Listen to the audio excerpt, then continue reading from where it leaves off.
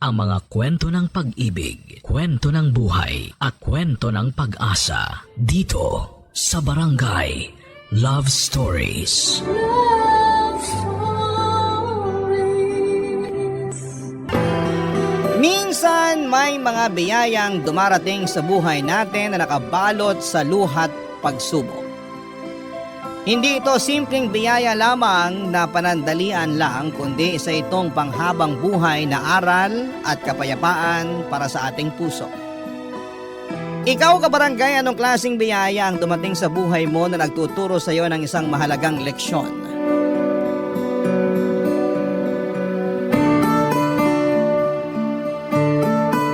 Dear Papa Dudut, isang bagay lang ang hiling ko sa buhay, ang magkaroon ng anak.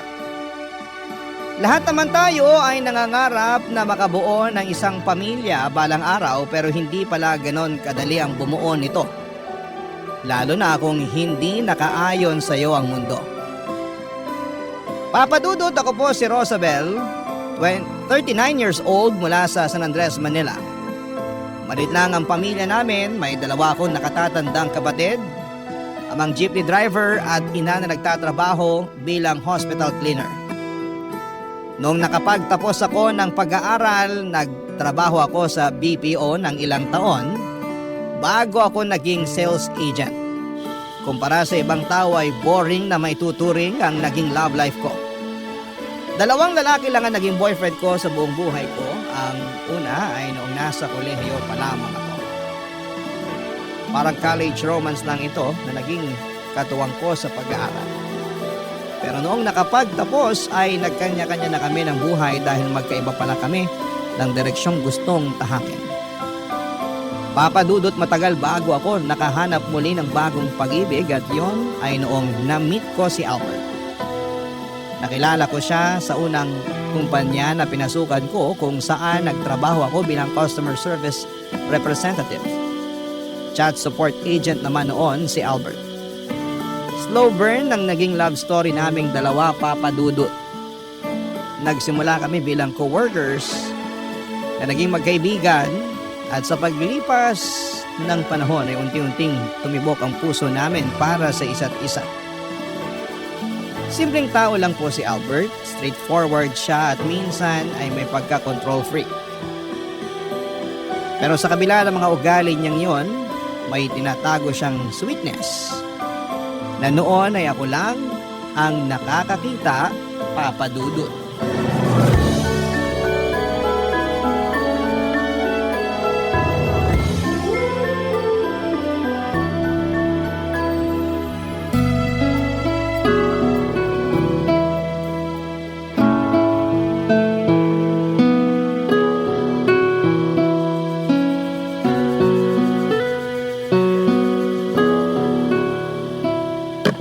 Hala, sige, fast food na naman. Anong na naman? Ngayon lang to ah. Hindi kaya. Suka konti. Upo ako sa tabi mo. Sige lang. Kahapon, pagkalaki-laking burrito yung kinain mo. Fast food din yun eh. At least healthy yung mga choices ko. Anong healthy dyan? Puro pinrito. Walang healthy na pagkain sa mga fast food. Kaya ka tumataba lalo eh. Tingnan mo pisngi mo oh. Para ng siopaw. Grabe ha. Alam mo ba yung 5-second rule? Ha? 5-second rule? Ano naman yun? Saka ka lang magkokomento sa itsura ng isang tao kung kaya niya yung ayusin o baguhin within 5 seconds. Kung hindi, wag ka na lang mag-comment. Ano raw? Hindi ko gets. For example, may tinga ka sa ngipin. Pwede ko yung sabihin ng harap-harapan kasi pwede mong alisin yung tinga within 5 seconds. Pero kapag sinabi kong pangu yung ilong mo at hindi mo naman maaayusin in 5 seconds, shut up na lang. Ah, okay. Pero totoo naman eh. Papunta na sa siopaw yung pisngi mo. Ikaw talaga? Ano bang baon mo dyan? Patingin nga kung healthy. Kung makapagsalita to. Oh, eto. Inihaw na isda with KBS. Anong KBS? KBS, kamatis, bagoong isda, at sibuyas. Ah, yan pala yung naaamoy ko kanina pa. So sa'yo pala yung bagoong sa may locker area? Oo, akin nga yun. Hindi ako nakakakain ng maayos kapag walang kamatis at bagoong isda eh. Talaga ba? Pero siguraduhin mo lang na mag-toothbrush ka pagkatapos mong kumain yan kasi ang pangit ng amoy niyang bagoong. Masarap to, try mo. Ayoko. Okay na ako dito sa pagkain ko. Ang arte mo naman. Kaya pangit taste buds mo eh. Kasi hindi nakakatikim ng mga totoong pagkain. Kanya-kanyang preference lang yan. Enjoy na lang sa kamatis at isda mo.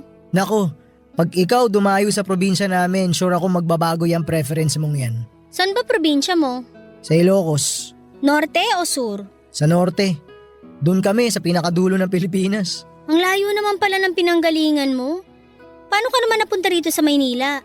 Katulad din ng iba, para makahanap ng opportunity. Dito yung mataas yung sahod eh. Kung sa bagay. Ikaw ba breadwinner sa pamilya nyo? Sa ngayon, parang ako na. Ako lang naman yung may maayos na trabaho sa aming magkakapatid eh. Ilan ba kayo? 6. Grabe, dami ah. Sipag naman ng mga magulang mo. Pangilan ka naman? Pangalawa ako. Yung panganay namin may asawa na. Yung sumunod sa akin, store clerk. Yung pangapat, tindera na street food. Yung panglima, tambay. Tapos yung bunso, nag-aaral pa. Ganda naman pala ng family dynamics nyo eh. Yung mga magulang mo. Nanay ko, retired teacher. Walang maayos na retirement plan sa dami ng utang. Yung tatay ko naman, sabihin na lang natin na hanggang sa alaala na lang namin siya nabubuhay. Bakit? Maaga ba siya namatay? Hindi, maaga siya nagloko. Iniwan niya kami na nagsawa na siya sa nanay ko. Ang lala. Matapos maka-anim, naghanap pa talaga ng iba? Kaya ako, kapag nagkaroon ako ng anak, sisiguraduhin ko talaga na lalaki silang may tatay. Patutunayan ko sa kanila na marami pang matitinong tatay sa mundo. Hindi katulad ng tatay ko.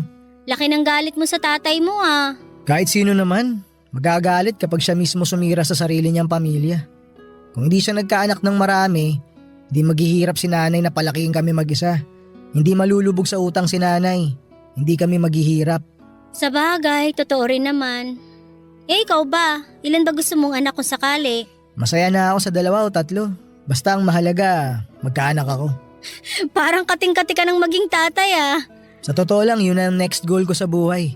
Yung magkaroon ng sariling pamilya. Hindi na rin naman tayo bumabata. 31 na ako eh. In fairness, at 31, talagang alam mo na yung mga goal mo sa buhay ah. Okay yan, good job ka dun. Ikaw ba? Ako kasi medyo foggy pa yung future ko eh. Di pa ako sure kung ano talaga gusto ko. Nako, mahirap yan. Para ka naglalakad sa dilim. Di mo alam kung saan ka papunta. Alam ko naman, pero hindi pa ganun kaklaro. Sabihin na lang natin na naglalakad ako sa dilim, pero may dala naman akong maliit na flashlight.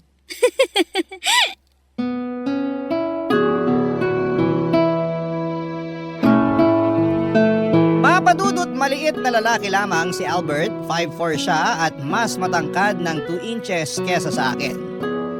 Pero sa kabila ng kakulangan niya sa height ay bumawi naman siya sa personality. Mabait siya, joker kaya mabilis niyang nabihag ang puso ko. Kapag naman nagseryoso siya ay lumalabas naman ang pagiging alpha niya. Mataas ang kumpiyansa niya sa sarili at may tiwala siya sa kakayahan niya. Assertive siya, charismatic at mahilig magpakita ng authority. Yun ang side niya na pinaka nagustuhan ko sa kanya, Papa Dudut. Pakiramdam ko kasi kapag magkasama kaming dalawa ay sobrang safe ko. Kayang-kaya niya akong ipaglaban sa mga tao. Hindi ko na kailangang magpagod dahil laging si Albert ang nagmamando sa lahat. Gusto niya kasi na dapat ay laging nakaayon sa kanyang mga bagay basta tungkol sa kanya ang pinag-uusapan. Matapos ang halos 1 taon namin bilang magkatrabaho at magkaibigan ay agad-agad na inamin sa akin ni Albert na gusto niya akong ligawan. Nakita raw kasi niya na bagay ako bilang ina ng mga magiging anak niya. Marunong daw kasi akong makinig, sumunod at medyo may pagka-people pleaser din. Tinanong ako ni Albert kung may pag-asa ba raw siya. Kapag niligawan niya ako para kung wala ay hindi na raw siya magsayang pa ng oras. May nararamdaman ako para sa kanya noon kaya nung nalaman niya ito ay niligawan niya ako kaagad, Papa Dudut. Para po kaming love team noon sa trabaho, pero kahit na ganoon ay tinago namin ang relasyon namin dahil ipinagbabawal nila noon sa kumpanya ang magkaroon ng office romance dahil baka makaapekto raw ito sa trabaho namin. Hindi ko rin naman masyadong pinahirapan si Albert sa panliligaw niya. Alam ko rin naman kasi sa sarili ko na mahal ko na siya ng mga panahon na yon. Kaya sinagot ko rin siya kaagad. Pagkatapos maging kami ay naging matatag ang relasyon namin kahit na lumipat na ako ng trabaho sa susunod na taon. Pagsabit ng 3rd anniversary namin ay nagpunta kaming dalawa sa Boracay para doon mag-celebrate ng pagmamahala namin, Papa Dudut.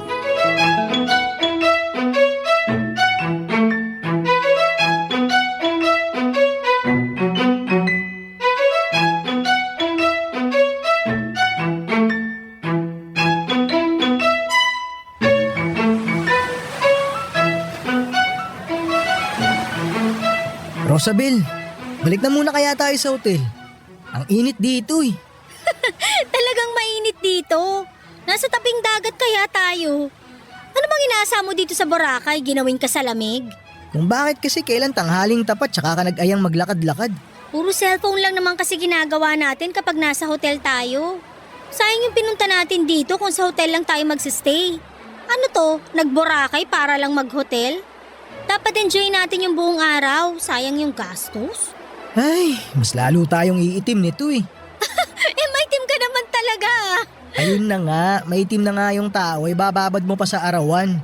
E di mas lalo akong mangingitim? Naglagay ka ba ng sunblock? Oo, buong katawan ko nilagyan ko. Yun naman pala eh. Wala ka ng problema, di ka na masasunburn yan kasi naka-sunblock ka naman. Yang balat mo, wala na yung iitim pa, kaya don't worry. Lo, ano nangyari ngayon sa 5-second rule na sinasabi mo? Ay, sorry naman. Ito namang lab-lab ko, tampo agad. Halika na, hanap tayo ng buko juice para lumamig yung ulo mo. O sige, para mabawas-bawasan naman tong init na nararamdaman ko. Ang dami palang tao rito, no? Karamihan, mga foreigner. Overcrowded na nga eh. Kaya rin masyadong mahal yung mga tinda rito. Tourist hotspot eh. Maganda nga eh. Maraming nakabikini. Hoy, Joke lang. Bibiro lang yung tao eh. porket di ako makasuot ng bikini, ganyan ka na? Ano ka ba? Kahit pilahan pa ako ng lahat ng mga nakabikini dito, ikaw pa rin ang pinaka-sexy sa paningin ko. Asus, sabihin mo wala ka lang choice. Tatagal ba tayo ng 3 taon kung ginawa lang kitang choice? Hindi ko na kailangan ng choices. Kasi ikaw at ikaw talaga yung pipiliin ko. Pero nagtampo ka nung di ko naalala yung birthday mo last year. Aba, malamang. Sino naman hindi maiinis nun? Binati na ako ng lahat ng mga kakilala ko tapos sarili kong girlfriend. Hindi pala naaalala birthday ko. Sa'yo ko kaya gawin yun? Sorry na, sobrang busy talaga ako sa trabaho ng mga time na yun eh. Tsaka nawala sa isip ko yung araw. Bumawi naman ako this year ah. Sinurprise kita sa bahay nyo, di ba? Okay, forgiven but never forgotten. Ay, kabog! May paganyan ka pa ah. Eto, nung niregaluhan mo ako ng customized na singsing tapos wrong spelling yung pangalan ko. Mas malala yun. Hindi ko kasalanan yun. Kasalanan yun nung taong nag-engrave ng pangalan mo. Anga-anga eh. Nung pinaglakad mo ko pa uwi kasi bad trip ka na hindi kita pinayaga makipag-inuman sa birthday party ng katrabaho mo. Uy, hindi kita pinaglakad nun no? Anong hindi? Pinalabas mo ako ng kotse. Ikaw yung lumabas sa kotse. May pa-stop the car ka pa nga nalalaman eh. O tapos, di mo man lang ako pinigilan. Ako yung nagtampo eh. Bakit ako yung manunuyo? Ay, grabe siya. Pero at least, hindi ako tumuloy sa birthday party kahit gustong gusto ko. Pasalamat ka nakauwi ako ng maayos. Kung di, baka wala na ako dito ngayon. OA naman. 1 kilometro lang naman yung layo ng bahay nyo kung saan ka bumaba eh. Kahit na, ang hirap kaya maglakad ng galit. Ba't ba natin binabalikan yung mga bagay na yan? Past is past. Dapat kalimutan na natin yung mga yan. Yan yung mga memories natin na bumuo sa relasyon natin. Dapat lang alalahanin natin yung mga yun. Kaya nga may anniversary celebration tayo eh, para balikan yung magaganda at maling nagawa natin the past years. For improvement, kumbaga. Ano yan? Yearly report? Diba? Para kakaiba. Nabasa ko na para magtagal ang isang relasyon, dapat laging may ginagawa tayong pakulo para iwas boredom. Baka next year may pa-PowerPoint ka na rin dyan ha? Ay, ewan ko sa'yo. Basta masaya lang ako na despite sa mga awayan, tampuhan at sagutan natin itong mga nagdaang taon, nananatiling matatag pa rin tong relasyon natin. Ganun naman talaga kapag totoong nagmamahalan eh. Ano man ang mangyari, nagkakapatawaran pa rin sa huli. Kasi nga, mahal niyo yung isa't isa. Tama yan. Kaya kung ayaw mo magtampo na naman ako sa'yo, samahan mo ako mamasyal dito. Hindi yung nakapirmi tayo sa hotel. Oo na. Pero bago yan, hanap muna tayo ng maiinom. Iced coffee na lang kaya. Di ko trip magbuko juice eh. Sus, nakakita ka lang ng coffee shop na malapit eh. Ang sabihin mo, ayaw mo lang maglakad. Gusto ko magpa-aircon saglit. Ang init kaya. Halika na nga, 30 minutes lang ha. Totoo naman na marami kaming pinagdaan ng problema ni Albert at hindi kami perfect couple.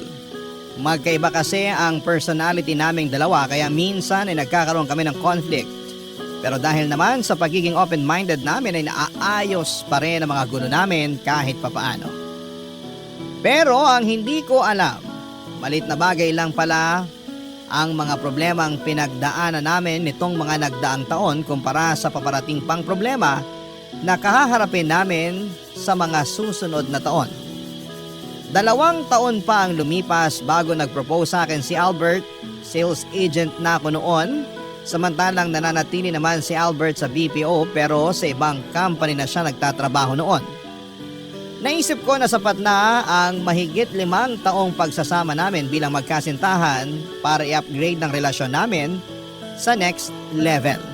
After all ay pareho na kaming nasa 30s noong mga panahong yon.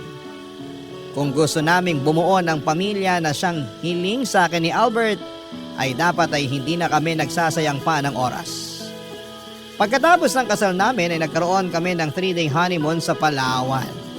Puno ng excitement ang mga unang taon ng pagsasama namin ni Albert. Sa isang bahay na kami noon nakatira.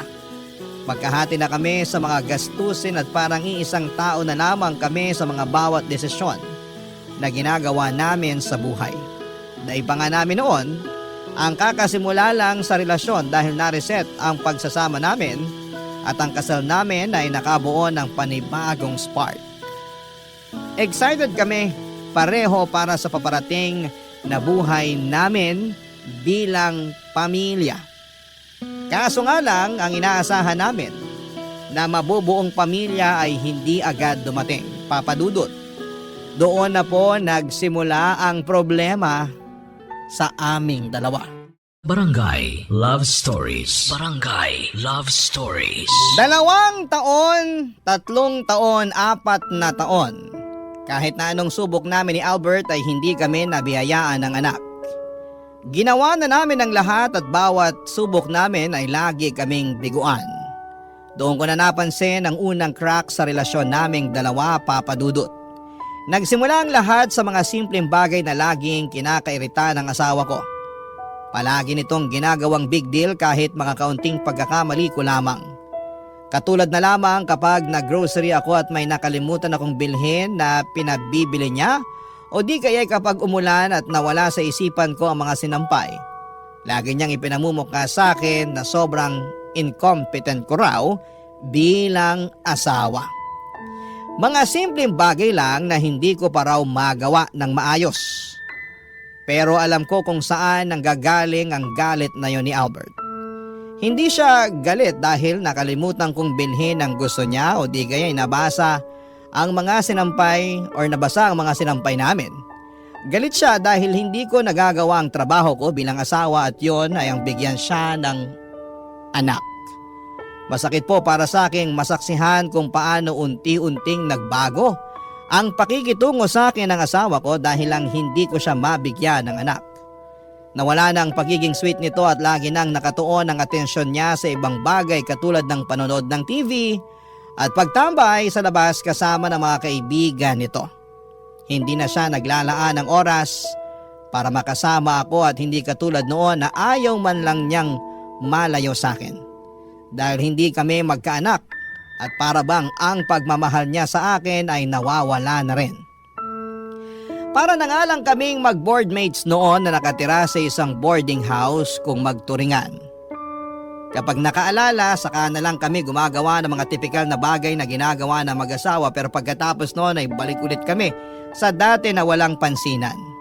Ginagawa ko naman ang best ko na magpakaasawa kay Albert, pero lahat ng efforts kong yon ay nababaliwala dahil hindi ako makapagbuntis. Noong hindi ko na kaya ang ginagawa sa akin ni Albert ay kinausap ko siya. Sa pag-asang baka maayos ko pa ang gusot sa pagsasama naming dalawa, Papa Dudut.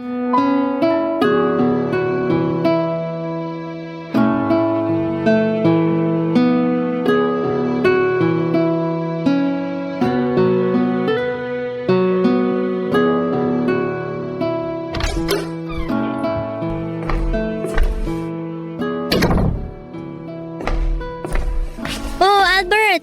Kanina pa kita hinihintay. Kamusta yung lakad mo? Ano, nakita kayo ng pinsan mo? Oo, nakita kami. Kumain ka na ba? Kain ka muna. Tapos na ako kumain. Kumain kami sa labas ng pinsan ko. Ganun ba? Inantay pa naman kita para sana sabay tayo maghapunan. Kumain ka na lang mag-isa. Mamaya na lang. Maligo ka na lang muna. Kakatapos ko lang maligo. Baka gusto mo itry uli natin ngayong gabi. Pagod ako ngayon, Rosabel. Ayaw mo bang itry uli natin ngayon? Baka naman this time pala rin na tayo. Kung mapalad tayo, dapat matagal na tayo may anak ngayon. Paulit-ulit na lang eh. Nakakapagod ng umasa. Ikaw na lang mag-try ulit mag-isa kung gusto mo. Akala ko ba habang may buhay may pag-asa? Nasaan na yung pag-asa mo? Ngayon ka pa ba susuko? Sabi nga pagod ako eh. Sayang lang oras.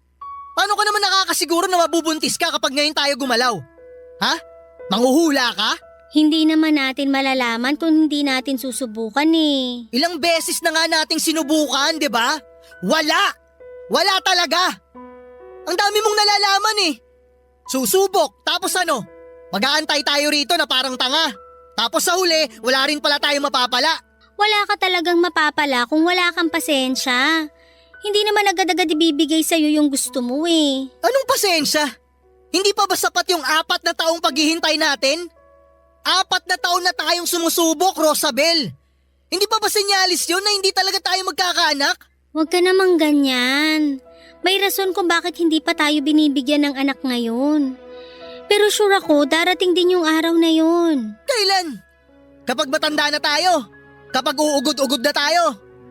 Kung bakit kasi hindi ka mabuntis-buntis eh. Ba't parang kasalanan ko? Sino pa ba sisisihin ko? Alangan naman ako. Eh hindi naman ako yung magbubuntis. Sure ka ba na ako talaga yung may problema? Baka naman ikaw. Ano sabi mo? Ano gusto mo palabasin? Na ako yung may problema? Posible naman yun ha. Bakit ako agad yung may kasalanan? Hoy, ang kapal naman ng mukha mo na paratangan ako ng ganyan. Ako? Ako yung may problema? Magpa-check up tayo kung gusto mo para magkaalaman na kung sino talaga may pagkukulang sa atin. Huwag mo akong hinahamon. Hindi maganda timpla ng ulo ko ngayon. Bakit? Natatakot ka? Kahit hindi ako magpa-check up, alam ko na walang mali sa akin. Ikaw ang dapat na magpa-check up. Hindi ba baog yung tita mo? Baka naman mo yung sakit niya. Pareho kayong abnormal. Huwag mo idadamay dito ang pamilya ko. Malas mo nun kapag sa'yo napasa yung sakit niya. Sabi huwag mong dinadamay dito yung pamilya ko eh. O bakit? Anong gagawin mo? Eh totoo naman di ba? Walang anak yung tita mo kasi baog siya. Baka may lahi talaga kayong baog. Asawa mo ko, Albert. Grabe naman kung bastusin mo ko. Para dun lang? Nabastos ka na agad? Alam mo kung ano mas nakakabastos? Yung hindi mo ako mabigyan ng anak. Trabaho mo yun bilang babae. Pero hindi mo man lang magawa. Sumusobra ka na talaga. Dahil lang doon di mo na ako magawang irespeto. Kung sana ganun kadaling magbuntis, matagal ko na yung ginawa. Pero hindi eh. Hindi pwedeng ako lang. Kailangan kita, Albert.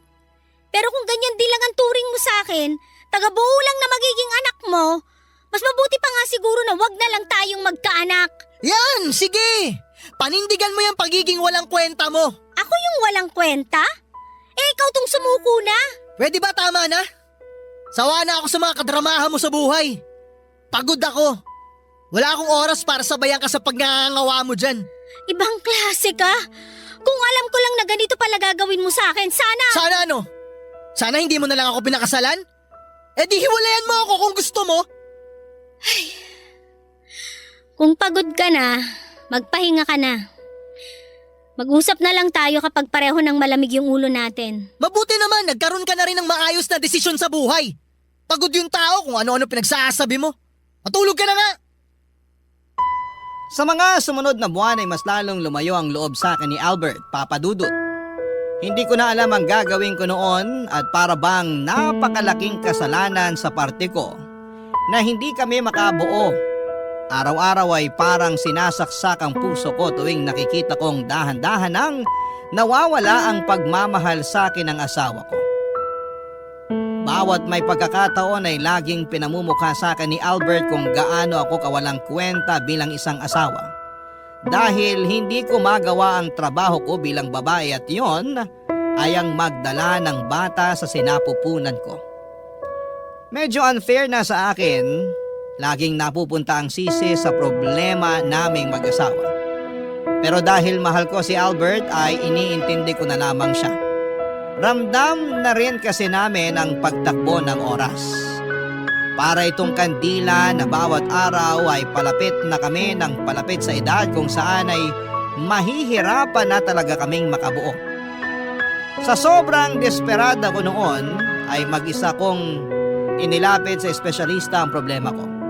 Nagpa-check up ako kung may problema nga ba sa akin at sa kabutihang palad ay healthy daw ang mga egg cells ko at wala ring problema sa matris ko. Nakahinga ako dahil sa totoo lang ay sinisisi ko na rin ang sarili ko noon kung bakit hindi kami makabuo-buo ni Albert.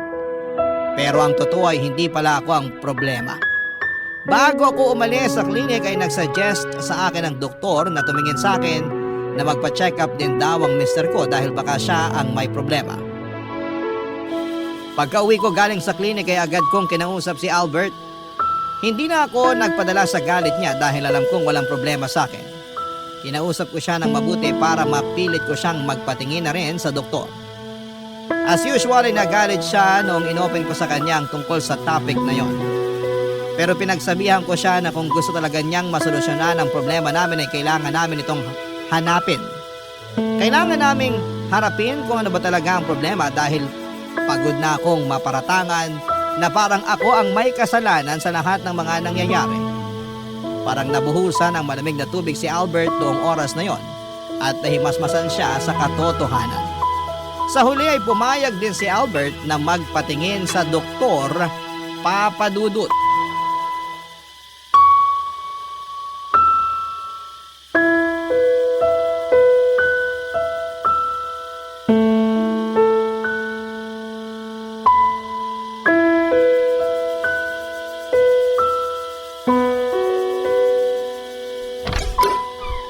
Albert, kamusta yung lakad mo sa klinik? Anong sinabi ng doktor na tumingin sa'yo?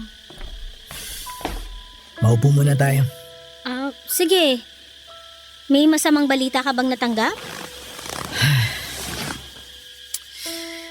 Di ba nung last week, nagpa-evaluate ako sa clinic? Nagkaroon sila ng semen testing. Oo. O gusto nga sana kitang samahan kaso sabi mo mas gusto mo mag-isa na lang. Nung nakaraan, dumating na yung resulta. Sinabi ng doktor na mababa raw yung sperm count ko. Sperm count? Anong ibig sabihin kapag ganun? Ang pagkakapaliwanag, kapag mababa raw yung sperm na lumalabas sa akin, hirap daw makarating yung sperm sa egg cell. Kaya nahihirapan tayong makabuo kasi ako yung dahilan, hindi ikaw. Totoo yung hinala mo. Totoo yung sinabi mo na ako nga yung may problema, hindi ikaw. Albert, Pasensya ka na kung sa'yo ko binaling yung sisi ha. Ikaw ang sinisisi ko kaya hindi tayo magkaroon ng anak.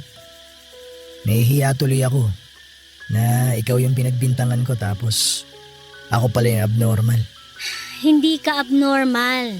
Huwag mong isipin yan. Habang pauwi ako kanina, biglang bumalik sa isip ko yung mga araw na sinusungitan kita. Sobrang lala ng pagtrato ko sa'yo nun. Wala na ako mukhang may haharap pa sa'yo. Naiintindihan ko naman yun eh. Frustrated ka kaya mo nagawa yung mga bagay na yun.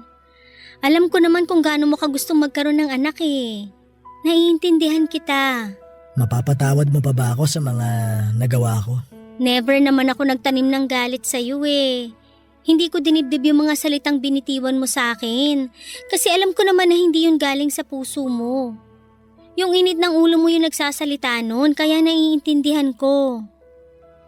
Oh, so ano raw yung rason kung bakit mababa yung sperm count mo? Nagpa-blood test ako kanina. 2 to 3 days pa raw lalabas yung resulta pero ang hinala ng doktor, baka raw may hormonal imbalance ako kaya mababa yung sperm count ko.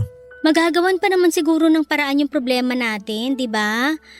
May sinabi ba sila kung paano gagamutin yung kaso mo?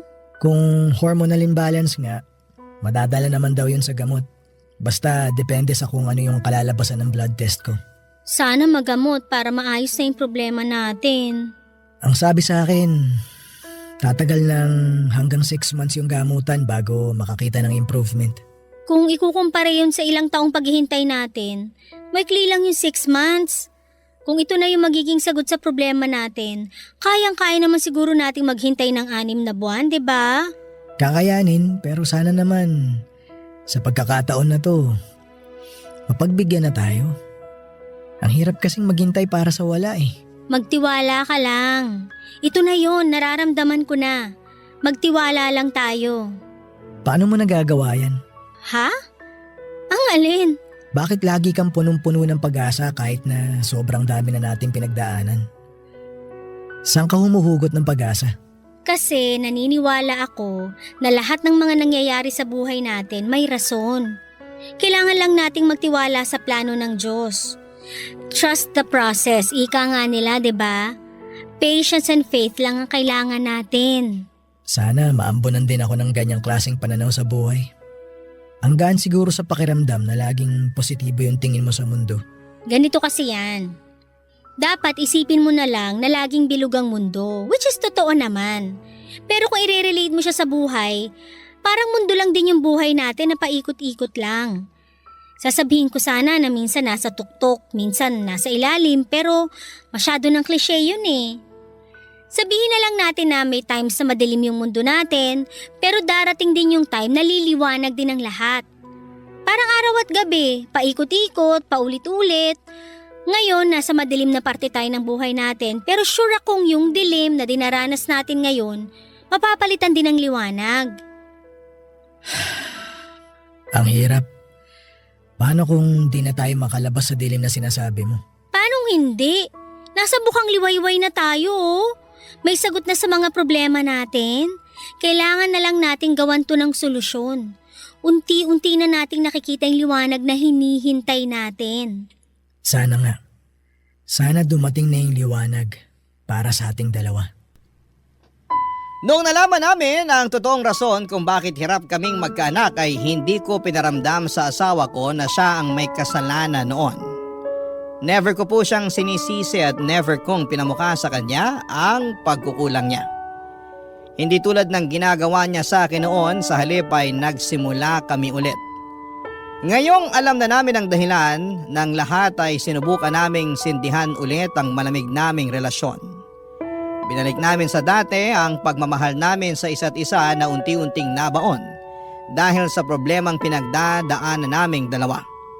Unti-unti ay bumalik ang pagiging sweet ni Albert, Papa Dudut.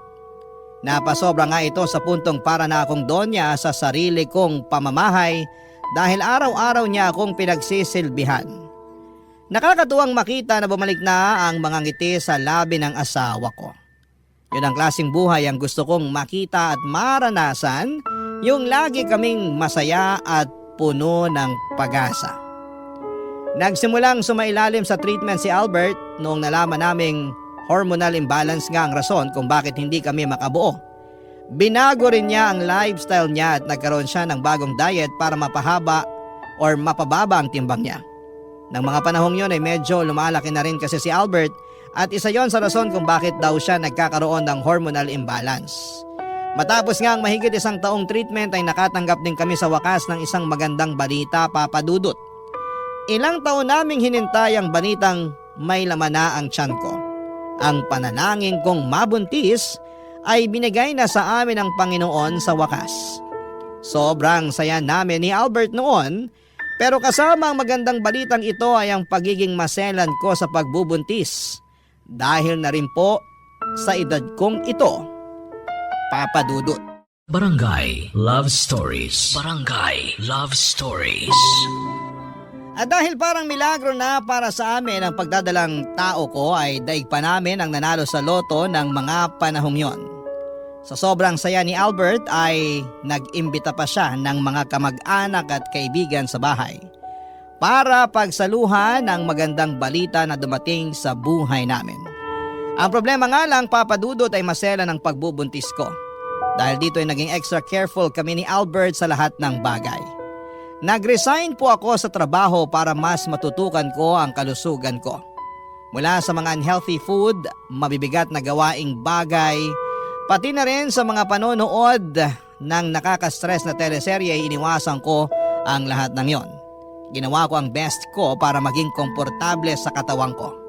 Hindi rin ako masyadong lumalabas noon dahil na rin sa kapraningan. Sinabi ko sa sarili ko na hindi ko sasayangin ang once in a lifetime na opportunity na dumating sa buhay namin. Hanggang sa isang araw, ang opportunity na dumating para sa amin ay literal na nadulas mula sa mga kamay namin, Papa Dudut. Tanghaling tapat noon at kakanis lang ni Albert papunta ng trabaho, umuwi siya during lunch break para dalhan ako ng pagkain. Pagkaalis niya ay nagpunta ako sa second floor ng bahay namin para sana maligo dahil sobrang init noong araw na yon. Pagkatapos kong maligo habang pababa ng hagdan, ay nadulas ako sa hakbang ko at isang baitang ang nalampasan ko. Para akong bola na tumalbog-talbog sa hagdanan papunta sa may sahig. Nang mga oras na yon ay isang bagay lang ang nasa isipan ko at walang iba kundi ang baby na nasa tiyan ko.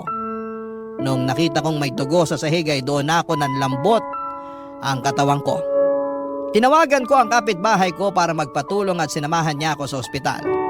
Sa buong biyahe ay wala akong ginawa kundi ang manalangin sa Diyos na sana maging okay ang baby namin ni Albert, Papa Dudut.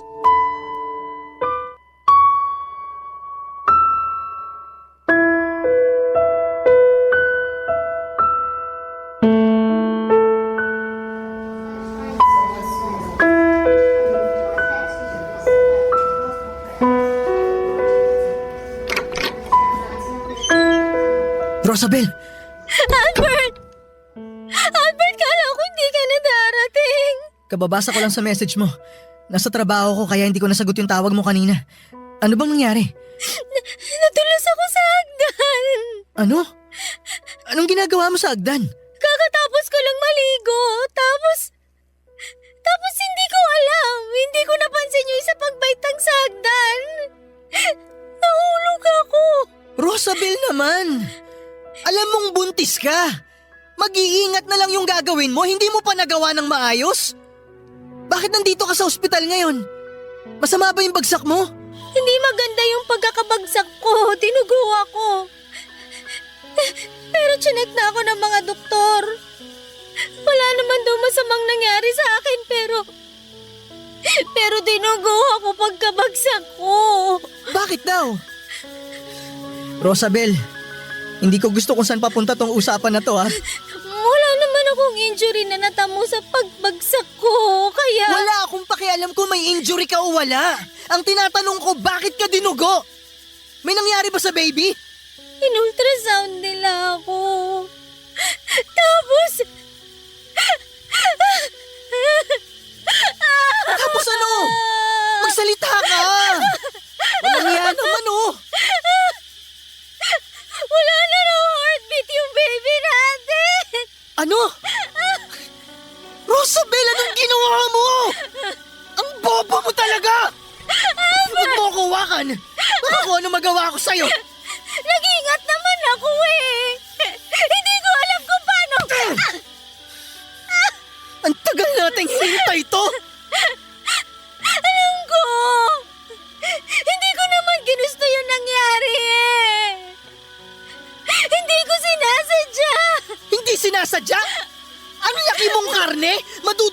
sinasagdan? Sa lahat naman ng pwedeng mangyari sa'yo, yun pa talagang ikamamatay ng anak natin yung ginawa mo? Hindi ko ginusto yung nangyari. Walang ginang gugustuhin makunan, Albert. Bakit kasi hindi ka nag-iingat? Ang tagal kong ipinanalangin na magkaroon tayo ng anak, Rosabel. Tapos ganito lang yung mangyayari. Ako rin. Gusto ko na rin magkaroon ng anak. Matagal ko nang dalangin yun. Kung alam mo lang kung gaano ko gustong mabigyan ka ng anak para lang mapanatiling maayos yung relasyon natin. Pero anong ginawa mo? Nasa kamay na natin yung bagay na hinihiling natin. Abot kamay na natin eh. Tapos sinayang mo lang. Naiintindihan mo ba kung gaano kalala yung ginawa mo? Oo na! Kasalanan ko na! Ako na yung pumatay sa anak natin! Ako na yung pabayang ina! Totoo naman eh. Wala sana tayo dito ngayon kundi dahil sa kapabayaan mo. Ano ba bang gusto mo gawin ko? Ano bang kailangan kong gawin para mawala yung galit mo? Sa tingin mo mawawala pa tong galit kong to? Akala mo mawawala to ng basta-basta lang?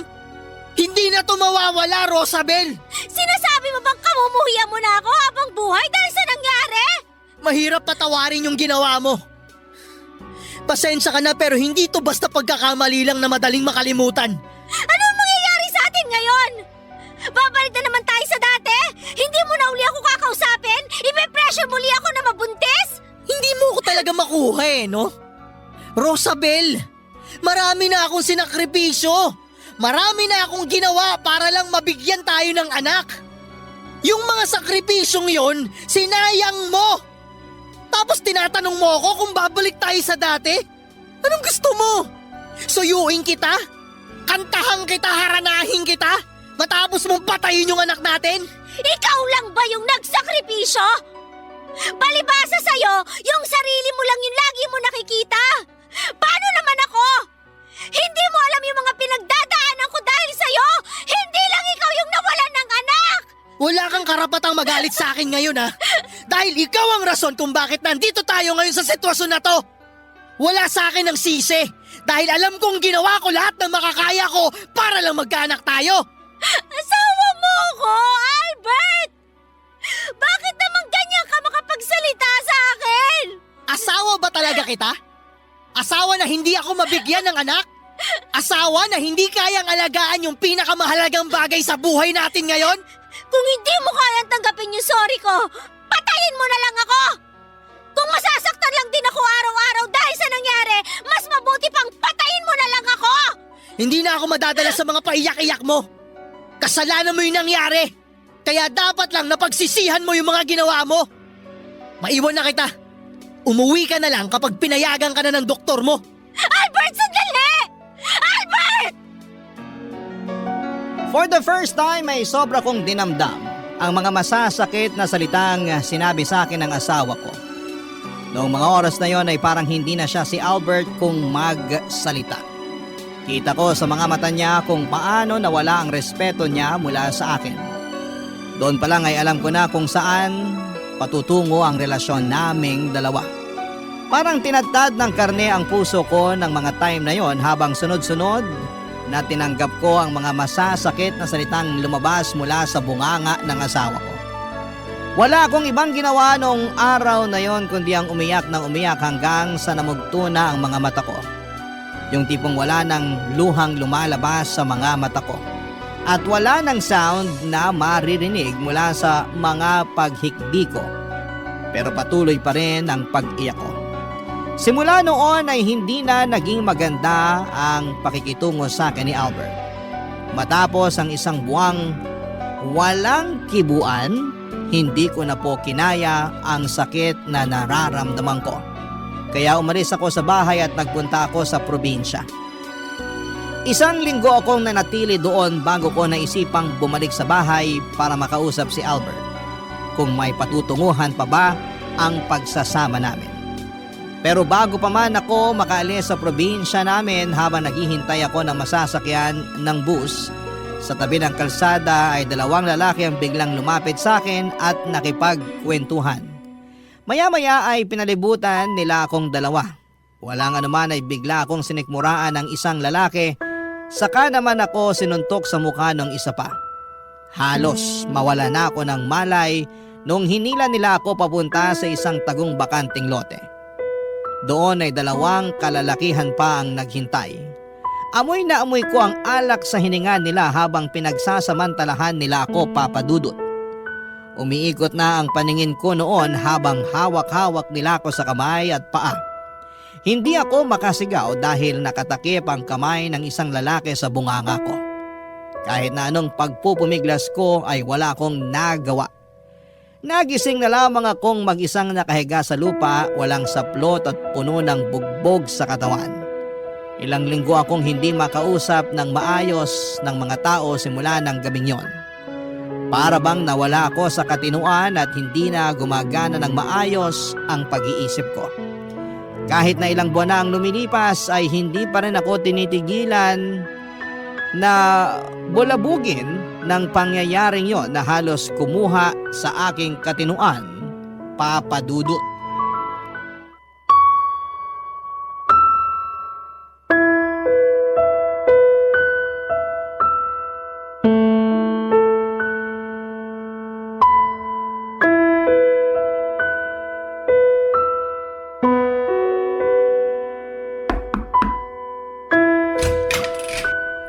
Rosabel, lalabas ako ng bahay. May gusto ka bang ipabili? Wala. Baka gusto mong sumama sa akin mag-grocery. Ilang buwan ka na rin hindi lumalabas ng bahay. Antay na lang kita rito. Natatakot ka pa rin ba dahil sa nangyari? Wala ka nang dapat ikatakot. Nahuli na yung mga gumawa nun sa'yo, di ba? Sa tulong ng CCTV, nalaman nila yung mukha ng 2 lalaking dumakip sa'yo. Kaya natuntun din yung iba pa nilang kasama. Magkakasama na sila sa kulungan ngayon. Makulong man sila o hindi, hindi na magbabago pa yung nangyari. Habang buhay ko nang papasanin to hanggang sa mamatay ako. Alam kong mahirap yung pinagdadaanan mo. Pero kailangan na nating mag-move on. Patuloy pa rin namang umiikot yung mundo sa kabila na nangyari. Hindi pwedeng ganito ka na lang palagi. Huwag mong pagsarahan yung mga taong concern sa'yo. Ako yung kinukulit ng pamilya mo Naririnig mo ba yung sinasabi mo? Inabuso ako ng 4 na lalaki. Tapos sasabihan mo ako mag-move on na lang? Hindi naman sa ganun. Ang ibig kong sabihin… Buntis ako. May laman yung tiyan ko ngayon. Ano? Buntis ako at hindi ikaw ang ama nitong dinadala ko. Anong ibig mong sabihin? Nabuntis ka ng isa sa mga lalaking yon? Sino pa ba makakabuntis sa akin kundi sila lang naman, di ba? Hindi nga tayo nag-uusap bago yun nangyari Kung hindi pa ako pinagsamantalahan, di ka magkaka-concern sa akin. Sigurado ka ba? Sigurado ka na buntis ka talaga? Pati ba naman dito, hindi mo ako papaniwalaan? Hindi. Gusto ko lang makasiguro. Anong kasiguraduhan pa ba yung gusto mo? Gumamit ako ng pregnancy test para malaman kung buntis ako. Positive yung lumabas, 2 beses. Anong plano mo ngayon? Anong gagawin mo sa bata? Hindi na kailangan pag-isipan yan. Ipapalaglag ko to hanggat maaga pa. Bakit mo naman gagawin yun? Walang kasalanan yung bata. Huwag mo siyang idamay. Wala rin akong kasalanan, Albert. Bakit kailangan ko maranasan to, ha? Sabihin mo, bakit? Kumalma ka nga muna, Rosabel. Oo, masakit yung nangyari sa'yo. Hindi mo deserve yun. Pero nakamit mo na yung hustisya. Nakulong na yung mga sumalbahay sa'yo, di ba? Ngayon, tingnan na lang natin sa mas positibong pananaw yung nangyari. Buntis ka. Hindi ba good news yun? Anong pinagsasasabi mo? Anong good news dito sa pinagbubuntis ko? Ito na yung chance natin para magkaroon ng anak. Hindi tayo pinalad nung una. Pero sa pagkakataong to, may chance na ulit tayo maging mga magulang. Hindi mo ba naisip yun? Seryoso ka ba sa mga pinagsasasabi mo ngayon? Please, sabihin mo nagbibiro ka lang. Seryoso ko, Rosabel. Chance na natin to. Kahit hindi ako ang ama niyan, tatanggapin ko yung bata sa tiyan mo na parang akin. Nakakadiri ka! Wala kang pinagkaiba sa mga lalaking bumastos sa pagkatao ko! Paano mo nasasabi ang mga bagay na yan ang nakangiti? Yung asawa mo, pinagsamantalahan, nabuntis na kung sino man sa isa sa kanila tapos ang nasa isip mo ngayon, magiging tatay ka na sa wakas? Anong klase ka, Albert? Hirap na akong bumangon dito. Hindi ko na alam kung paano ko ipagpapatuloy itong buhay ko. Tapos Huwag mo naman sana ako ma-misinterpret. Siyempre, concerned din naman ako sa kapakanan mo. Masakit din para sa akin yung nangyari sa'yo, pero kahit ano pang gawin natin, wala na tayong magagawa pa. Nangyari na eh. Pero may magagawa pa tayo sa mangyayari pa lang. Lumabas ka na! Tapos na tayo sa usapang to! Rosabel naman. Umalis ka sa harapan ko! Please Rosabel, pag-isipan mo to ng maigi. Huwag mong pairalin yung galit mo. Bata yan. Kahit papano, biyaya pa rin yan ng may kapal. Labas! Lumayas ka sa harapan ko! Uy, kasalanan na magpalaglag.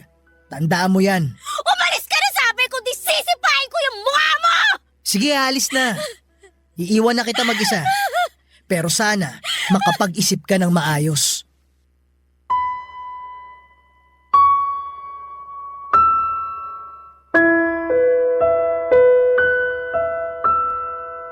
Papa Dudut, hindi ko pinalaglag ang bata sa sinapupunan ko. Kahit papaano ay may takot din naman ako sa Diyos at alam kong kasalanan ang kumitil ng buhay ng isang batang walang muwang. Ipinanganak ko ito pero hindi ko siya itinuring na anak dahil hindi ko po yun ginusto. Ang ginawa ko ay pinaampon ko ang bata sa mga taong alam kong maalagaan siya ng maayos. Dahil kung ako ang tatanungin ninyo ay hindi ko kayang magpakaina sa batang niluwal ko dahil pinapaalala lamang niya sa akin ang masamang pangyayaring sumira sa pagkatao ko.